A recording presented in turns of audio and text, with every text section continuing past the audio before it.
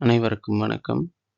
இந்த காணொளியில நம்ம என்ன பார்க்க இருக்கோம்னு பார்த்தீங்கன்னா, ஹெப்பாடைட்டிஸ் பி அப்படிங்கிற ஒரு வைரஸை பற்றி தான் பார்க்க போகிறோம். இந்த வைரஸ் என்ன பண்ணும் அப்படின்னு பார்த்தீங்கன்னா, நமக்கு லிவர் கேன்சரை அதிகமாக உண்டாக்கக்கூடிய ஒரு டிஎன்ஏ வைரஸ். இந்த வைரஸ் பார்த்தீங்கன்னா, இது ஹெப்பட்னா விரிடே அப்படின்னு சொல்லப்படுற ஒரு குடும்பத்தை சேர்ந்த வைரஸ். இந்த ஹெப்பட்னா அப்படின்னு சொல்லப்படுற டிஎன்ஏ அப்படின்னு இதில் இருக்கு இல்லையா, இது ஒரு டிஎன்ஏவை ஜெனட்டிக் மெட்டீரியலாக கொண்ட ஒரு வைரஸ். இந்த ஹெப்பாடைட்டிஸ் அந்த வைரஸ் பார்த்தீங்கன்னா, அதாவது காமாலை நோய் நம்மளோட ஈரலை தாக்கி அதில் நோயை உண்டாக்கக்கூடிய வைரஸஸ் மொத்தமாக ஒரு 6 வகையான வைரஸஸாக இருக்குது. அதை வந்து என்னென்ன வகையாக பிரிக்கிறாங்கன்னு பார்த்தீங்கன்னா, ABCDE and G அப்படின்னு சொல்லப்படுற 6 வகைகளை அதை பிரிக்கிறாங்க. இதில் இந்த பி வைரஸ்க்கு மட்டும் என்ன ஒரு சிறப்பு அப்படின்னு பார்த்தீங்கன்னா, இது ஒரு டிஎன்ஏ வைரஸ். இருக்கிறதுலே கொஞ்சம் அதிகமான நோயை உண்டாக்கக்கூடிய ஆற்றல் கொண்டது இந்த ஹெப்பாடைட்டிஸ் பி வைரஸ். இதோட முக்கியமான டார்கெட் உறுப்பு நம்மளோட உடம்புல எது அப்படின்னு பார்த்தீங்கன்னா, லிவர். இதோட இந்த காமாலை ஹெப்பாடைட்டிஸ் அப்படின்னு சொல்லப்படுற காமாலை பார்த்தீங்கன்னா, சிம்டம்ஸ் எல்லா வைரஸாலையும், அதாவது ABCDEF and G இந்த வைரஸ்களில் காமனான சிம்டம்ஸ் தான் இதில் இருக்கும். ஆனால் அதோட உருவ அமைப்புலையும் ரெப்ளிகேஷன் பண்ணுற அந்த மெத்தட்லையும் பரவுகிற முறைகள்லையும் பார்த்தீங்கன்னா, இந்த வைரஸில் ஒரு சில மாற்றங்கள் இருக்குது. அப்புறம் இது நோயை உண்டாக்குறதுக்கு எடுத்துக்கக்கூடிய நாட்கள், அதோட எண்ணிக்கையும் ஒன்றோட ஒன்று வேறுபடும். அப்புறம் திரும்பவும் இந்த வைரஸ்களால் ஏற்படக்கூடிய நோய்கள் அதாவது 2ஆம் முறை ஏற்படக்கூடிய அந்த நோய்களோட எண்ணிக்கையும் அதிகம். ஹெப்பாடைட்டிஸ் பி இந்த வைரஸோட பொது குணங்கள் என்னென்ன அப்படின்னு பார்த்தீங்கன்னா, இது ஒரு டிஎன்ஏவை ஜெனட்டிக் மெட்டீரியலாக கொண்ட ஒரு வைரஸ். அப்புறம் இதை பிளட்டில் அதிகமாக இருக்கிறதுனால இது ஒரு சீரம் ஹெப்பாடைட்டிஸ் அப்படின்னும் சொல்கிறாங்க.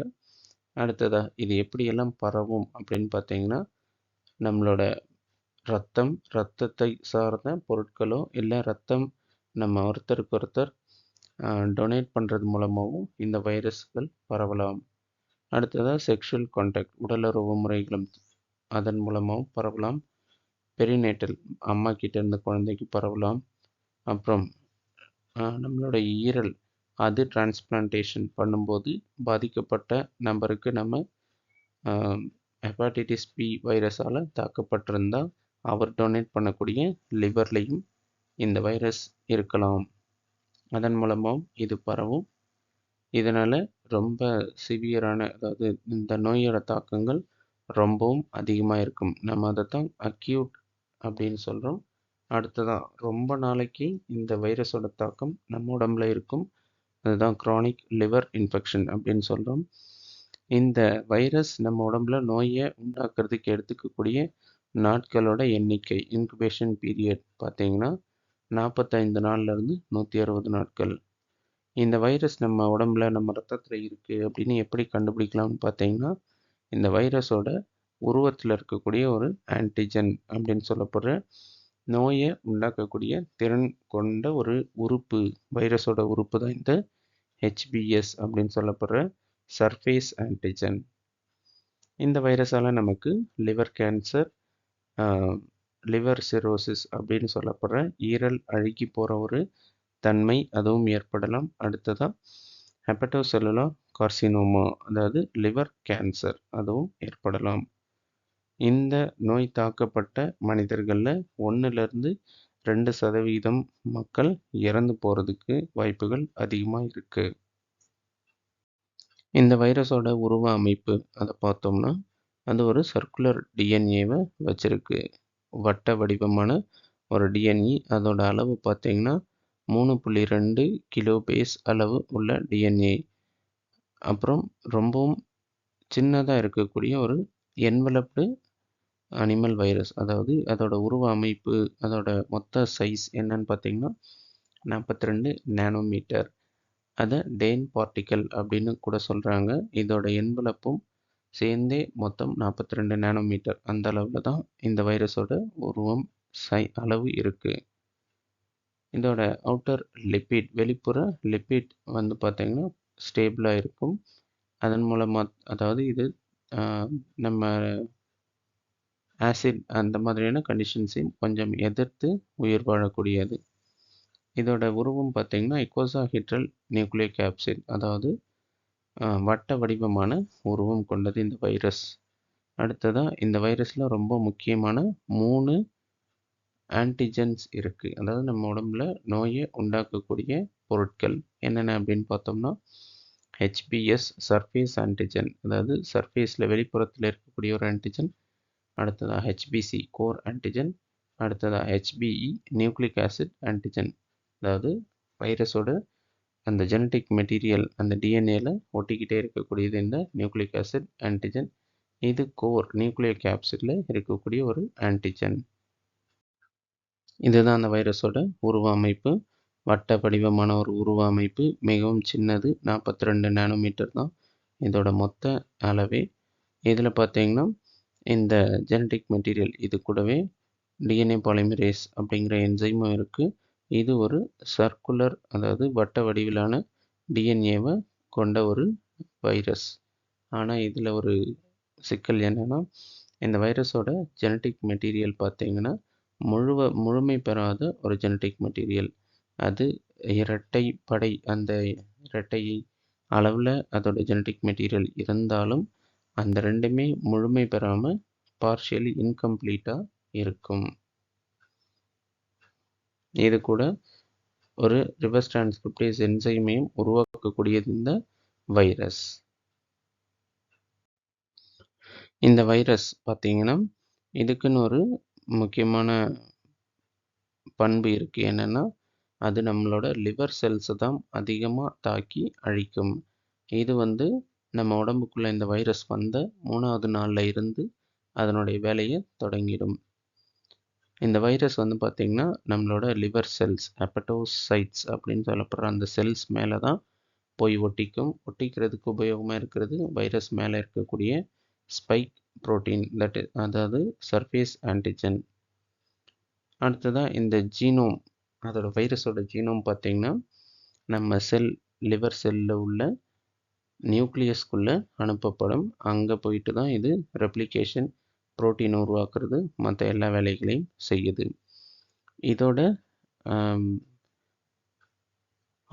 mRNA பார்த்திங்கன்னா வைரஸோட ஜெனட்டிக் மெட்டீரியல், அதாவது டிஎன்ஏவோட ரொம்பவும் பெருசு.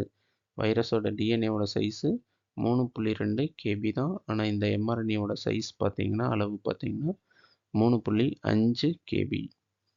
இதன் மூலமாக இது எல்லா வகையான ஆன்டிஜனையும், அதுக்கு தேவைப்படுற என்சைம்ஸையும் மற்ற புரோட்டீன்களையும் உருவாக்கக்கூடியது. இதையெல்லாம் வச்சு தான் இந்த வைரஸ் தன்னை ரெப்ளிகேட் பண்ணிக்குது, தன்னோட இனப்பெருக்கம் செஞ்சு தன்னோட எண்ணிக்கையை அதிகமாக்கிக்குது. இதில் இந்த டிரான்ஸ்கிரிப்ஷன் அப்படின்றது நியூக்ளியஸ்குள்ளே நடக்கும். அதாவது mRNA உருவாகிறது நியூக்ளியஸ்குள்ளே நடக்கும், நம்ம செல் நியூக்ளியஸில். ஆனால் புரோட்டீனை உருவாக்குற வேலை நம்ம செல் சைட்டோபிளாசமில் நடக்கும். அடுத்ததாக வைரியான், அதாவது புது வைரஸஸ் நிறைய நம்ம செல்லில் உருவாகி அது எக்ஸோசைட்டோசிஸ் அப்படின்னு சொல்லப்படுற என்வலப் மூலமாக ஃபியூஸ் ஆகிட்டு வெளியில் போகிற அந்த முறையில் ரிலீஸ் ஆகும். இதனால் நம்ம லிவர் செல்லில் இனிஷியலாக எந்த பெரிய டேமேஜஸும் ஏற்படுத்தாது. அடுத்ததாக இந்த முழு ஜீனோமையும், வைரஸோட இந்த 3.2 கிலோபேஸ் ஜீனோமையும் பார்த்திங்கன்னா நம்மளோட லிவர் செல்லோட டிஎன்ஏ கூட மிக்ஸ் பண்ணக்கூடிய ஒரு ஆபத்தும் இந்த வைரஸில் இருக்குது. இந்த மாதிரி இன்டகிரேட்டட், அதாவது நம்மளோட ஜீனோமும் வைரஸோட ஜீனோமும் சேர்ந்தால் அது லிவர் கேன்சரை உருவாக்கக்கூடியது. இந்த வைரஸ்னால் நம்மளோட உடலில் ஏற்படக்கூடிய பாதிப்புகள் என்னென்ன அப்படின்னு பார்த்தீங்கன்னா, அக்யூட் இன்ஃபெக்ஷன் அப்படின்னு சொல்லப்படுற உடனடியாக ஏற்படக்கூடிய தீவிரமான நோய். அது வந்து 25% மக்களுக்கு, பாதிக்கப்பட்ட 100 பேரில் 25 பேருக்கு இந்த அக்யூட் இன்ஃபெக்ஷன் அப்படின்னு சொல்லப்படுற தீவிரமான நோய் உடனடியாக ஏற்படும். இது ரொம்ப நாளைக்கு நம்ம உடம்புல இருந்து உள்ளுக்குள்ளவே இதோட எண்ணிக்கையை ரொம்ப அதிகமாக்கும். இதன் மூலமாக நம்மளோட லிவர் டேமேஜ் ஆகி அதன் மூலமாக மஞ்சள் காமாலை, அப்புறம் டார்க் யூரின் அப்படின்னு சொல்லப்படுற மஞ்சள், ரொம்ப அடர்த்தியான மஞ்சள் நிறத்தில் யூரின் போகிறது, பேல் ஸ்டூல்ஸ், அதாவது நம்மளுடைய கழிவுகள் வெளியேறதும் பார்க்குறதுக்கு ரொம்பவும் மஞ்சள் நிறமாகவும் இருக்கும். இதில் இருந்து ரெக்கவரி, அதாவது சரியாகி வெளியில் மீண்டு வரக்கூடியது ரொம்பவும் அதிகம். அது எப்படி நமக்கு தெரியும் அப்படின்னு பார்த்தீங்கன்னா, உடலில் ஏற்படக்கூடிய காய்ச்சல் குறைஞ்சிக்கிட்டே வரும். அப்புறம் நமக்கு பசியின்மையும் சரியாகிடும். இரண்டாவது பாதிப்பு என்னன்னு பார்த்தீங்கன்னா, ஃபல்மினன்ட் ஹெப்பாட்டிட்டிஸ் அப்படின்னு சொல்லப்படுற இந்த ரொம்ப நாளைக்கு ஏற்படக்கூடிய மஞ்சள் காமாலை நோய். இது பார்த்தீங்கன்னா 1% மக்களுக்கு ஏற்படும். அண்ட் இந்த 1% மக்களும் பார்த்தீங்கன்னா இறந்து போகிறதுக்கான வாய்ப்புகள் இருக்குது. இது எப்படி நமக்கு தெரிய வரும் அப்படின்னு பார்த்தோம்னா, சிவியர் லிவர் டேமேஜ், ஈரலோட தன்மை ரொம்பவும் கெட்டு போயிடும். அதில் நீர் சேர்ந்து ஈரல் வீக்கம், அப்புறம் அதுலேருந்து ரத்தம் வெளியேறது, இதெல்லாமும் நடக்கும். இதன் மூலமாக நம்ம உடம்புல ஹைப்பர் சென்சிட்டிவிட்டி அப்படின்னு சொல்லப்படுற அதிகப்படியான நோய் எதிர்ப்பு புரதங்கள் உருவாகி நம்ம செல்லை டேமேஜ் பண்ண ஆரம்பிக்கும். இதன் மூலமாக நம்ம உடம்புல ஸ்கின்ல, அதாவது தோள்களில், முகத்துலலாம் ரேஷஸும், பாலிஆர்த்தரைட்டிஸ் இந்த மாதிரியான ப்ராப்ளம்ஸ் அதிகமாக ஏற்படும். அப்புறம் நமக்கு காய்ச்சல் ரொம்ப அதிகமாக இருக்கும். அக்யூட் நெக்ரோடைசிங் வாஸ்குலிட்டிஸ் அப்படின்னு சொல்லப்படுற இந்த பிரச்சனைகளும் நம்மளோட கிட்னி பாதிப்பு அதுவும் ஏற்படலாம். அதை நம்ம கிளாமருலோநெஃப்ரைட்டிஸ் அப்படின்னும் சொல்கிறோம். அடுத்ததாக பார்த்தோம்னா, க்ரானிக் இன்ஃபெக்ஷன் அப்படின்னு சொல்லப்படுற இந்த ரொம்ப நாளைக்கான பிரச்சனைகள் இந்த ஹெப்பாட்டிட்டிஸ் பி வைரஸில் ஏற்படும். 5 முதல் 10% மக்களுக்கு இந்த க்ரானிக் இன்ஃபெக்ஷன் இருக்கும். இது இந்த ஃபல்மினன்ட் ஹெப்பாட்டிட்டிஸ் அப்படின்ற அந்த கண்டிஷனுக்கு அப்புறமா ஏற்படக்கூடிய 3வது கண்டிஷன்.